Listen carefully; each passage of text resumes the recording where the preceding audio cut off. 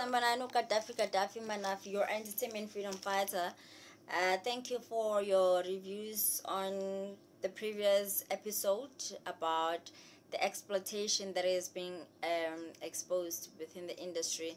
These are the two big sharks in the industry, the entertainment industry, that are praised by many of you and that are respected by many of you. But we still thank everybody that has commented, and more especially for the two people who came forward, Andres Mola and Nunu Matuani, to come and speak their truth, because media, like I said, media lets us down all the time. These stories were there in papers and everything, but even the law, these people they are capable of just by doja umthetho, because this was taken to court. There was evidence everywhere, victims were there, but nothing was taken, no action was taken against China Mpololo,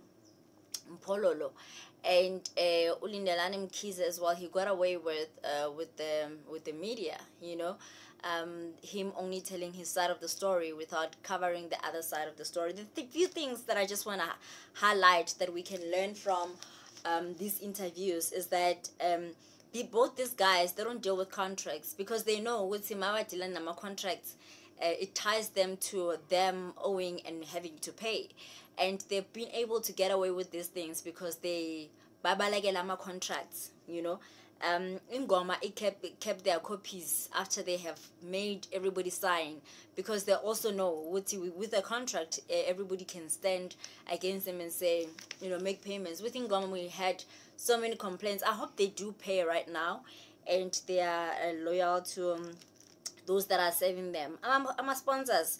They both, both parties, they are blaming the Department of Arts and Culture for not paying them, and that is an excuse for not paying these artists, So it seems like Natim Tetwa always get caught in between, and if that is his fault, then the office needs to be approached and answer uthi iphi mali. You can't just promise people money and then not pay, because then we are not the big culprit here, the biggest perpetrator here. Then is the Department of Arts and Culture, if that's the case. Guys, AMA WhatsApp groups are not contracts, okay? AMA WhatsApp groups can only be utilized as a form of, you only start communicating on WhatsApp about business after you have signed the contract.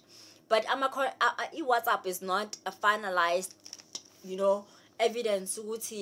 This is what we agreed upon, calls verbal agreement and WhatsApp agreement. Refrain from that going forward. Have a contract, have a written contract. Basic contracts. If you don't have any basic contract, well, contact me, I'll hook you up.